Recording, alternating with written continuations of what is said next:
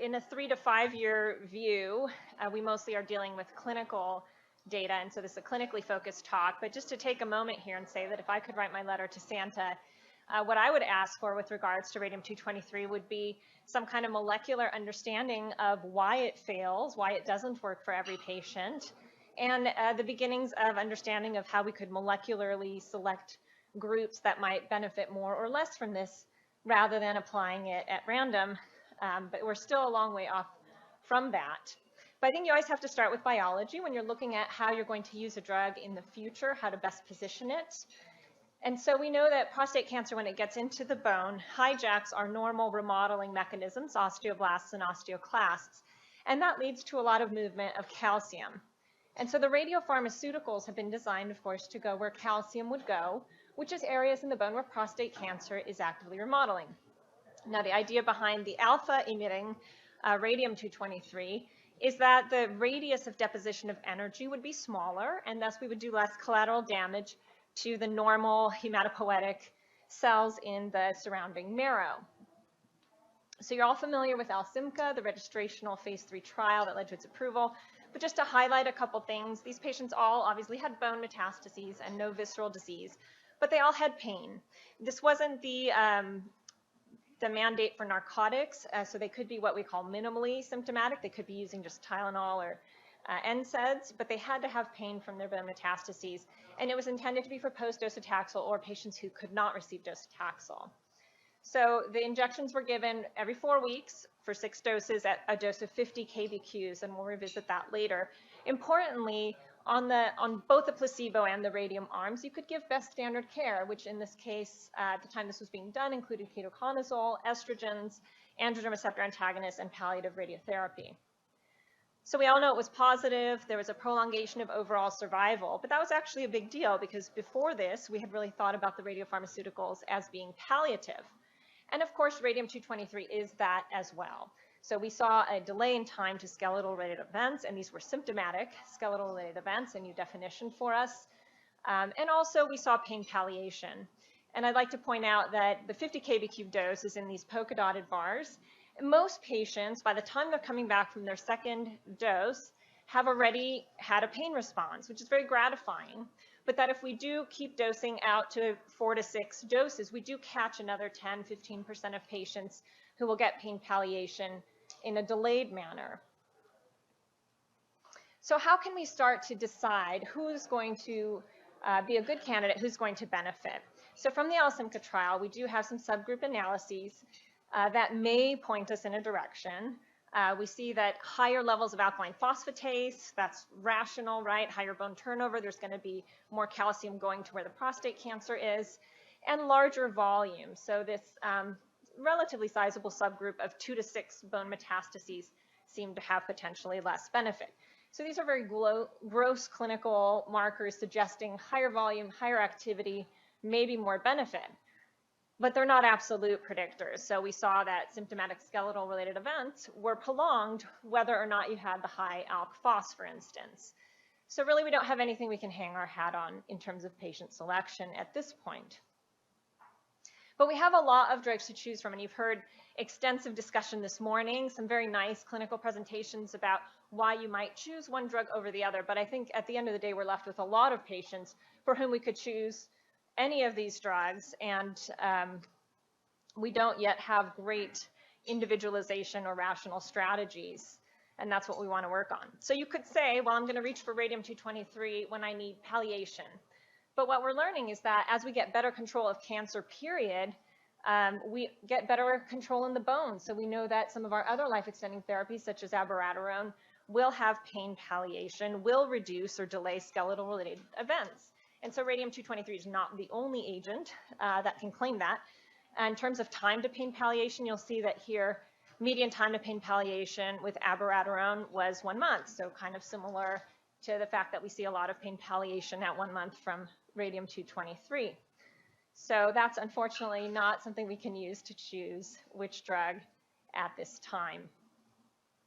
Chris Sweeney's data with the charted study made a big splash. We always knew that docetaxel worked for prostate cancer, but the profound impact that we had prolonging overall survival by simply moving it earlier in the course of the disease was really striking. And so I think we're going to have a change in how we define clinical categories of prostate cancer. This whole pre-docetaxel, post-docetaxel space may not be such a good way to define patients in the future. And it also raises the question, would other therapies have similar profound impact when moved earlier in the disease? So we see some hints of that with the CYP17 inhibitors, and that's being tested formally in the SWOG S1216 trial. So should we move radium-223 earlier in the disease? I don't have data, so all I can talk about are theoretical pros and cons.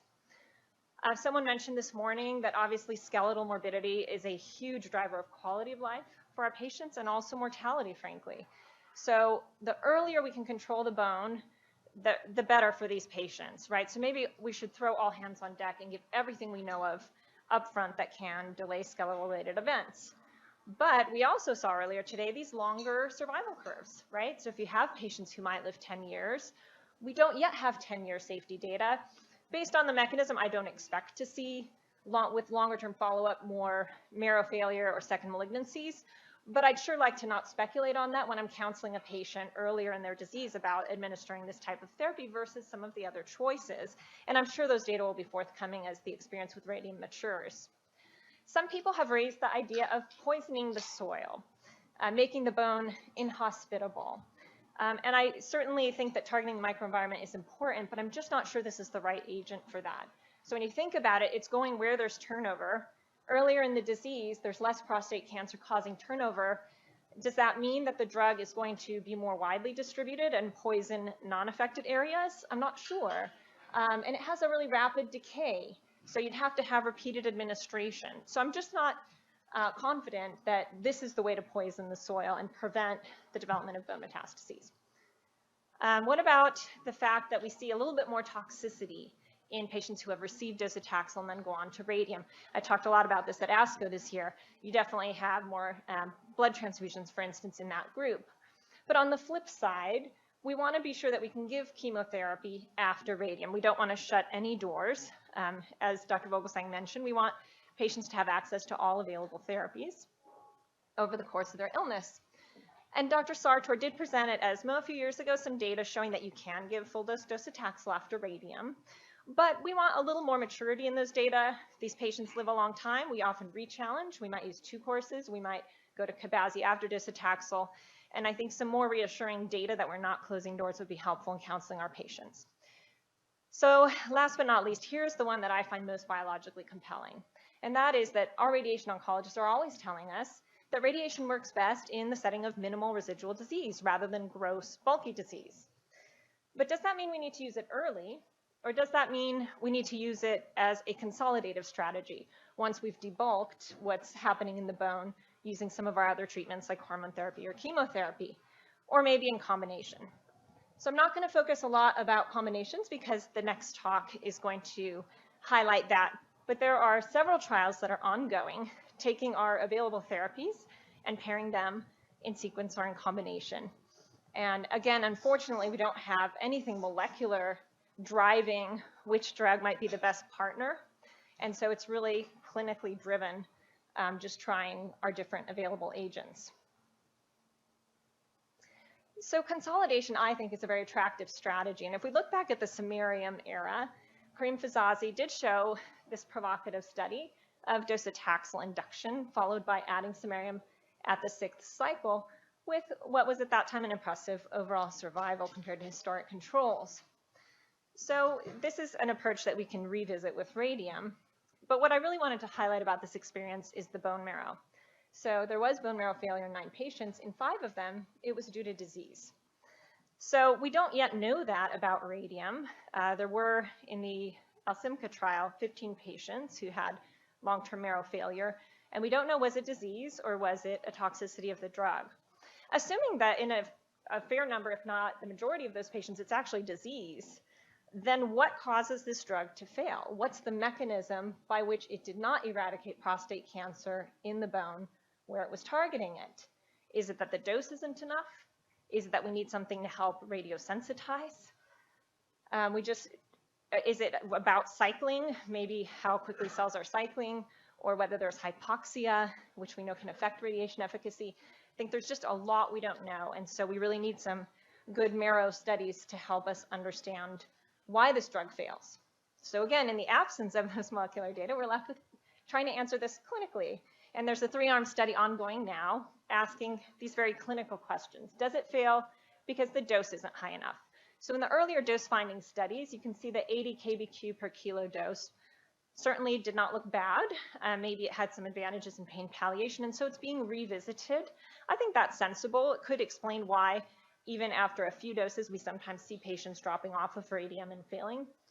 They're also visiting 6 versus 12 doses. So 6 is sort of chosen at random, and we know that with our other bone supportive therapies like bisphosphonates or rank ligand inhibitors, we apply them for a year, 2 years indefinitely. So maybe this drug fails because we simply stop it. But I don't think that's true. If you look at the data that are being presented at our meetings about clinical cohorts, at least half of patients don't get 6 doses, right? Patients drop off early, and I don't think it's as much for toxicity as it is for progression. So I don't know that 12 injections will be the answer. That being said, we probably need to do some work. If we think it's important to get 6 doses in, then we need to start to do some work to understand who is likely to get the 6 doses, who's likely to benefit. And so Dana-Farber and Tulane combined forces and presented some data showing that patients with lower hemoglobin, higher LDH, a shorter time of response on abiraterone, things that we've all kind of been throwing around at this meeting as poor prognostic indicators, that those patients were less likely to get 6 doses of radium. And I think more of that kind of work, really simple clinical questions, can be helpful in positioning this drug in the future. Maybe we need consolidative chemoradiation as a strategy to overcome resistance. Michael Morris presented this very interesting study of docetaxel with radium at ASCO. And although you have to lower the dose of docetaxel when you give it with radium, you actually find that more patients can get all their intended doses of docetaxel, and there's a hint that there's better cancer control.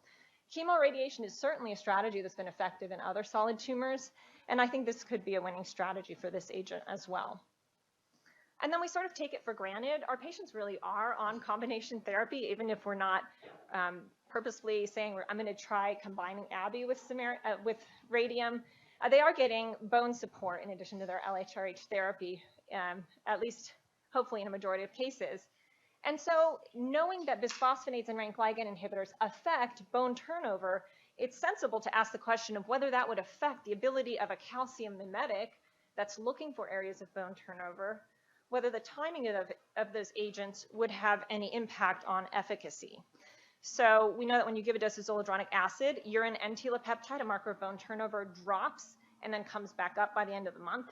So again, I think timing is a rational question to ask, and we owe it to ourselves to answer this type of simple question of how we can maximize efficacy of these expensive therapies that we're using.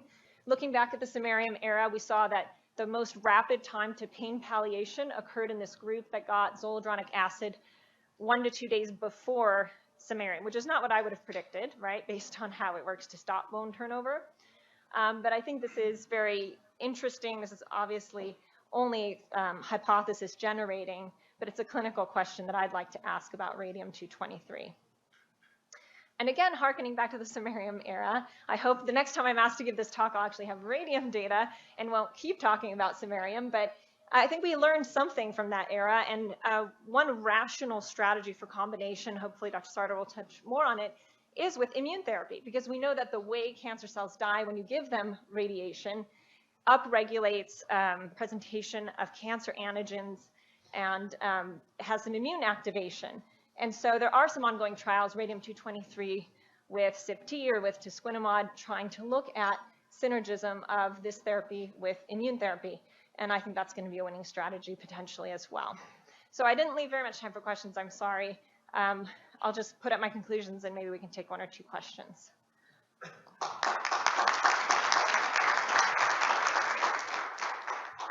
Thank you, Tanya. Nice overview and nice reference to the samarium era. You know, there was actually some really provocative studies done with docetaxel samarium, both consolidative and concomitant, and they're sort of forgotten. And it would probably behoove us to go back and look at those at some point, because some of the studies, and some were out of Scandinavia, some out of France, and actually out of Hopkins as well, there were some pretty provocative results. So anyway, good call out there. Any questions for Tanya? Yes, there are questions. Hey, Tanya, thanks. Very interesting. Yeah, the question, I guess, is raised by Chris Logothetis in his editorial in the Lancet Oncology about Oliver's paper, when Oliver reported the decrease in skeletal-related events, are now called SSEs. And he pointed out that it does not affect PSA. Radium is apparently hitting a PSA non-producing population. Brings up the idea of the stem cell. Is it a PSA producing stem cell or is it not?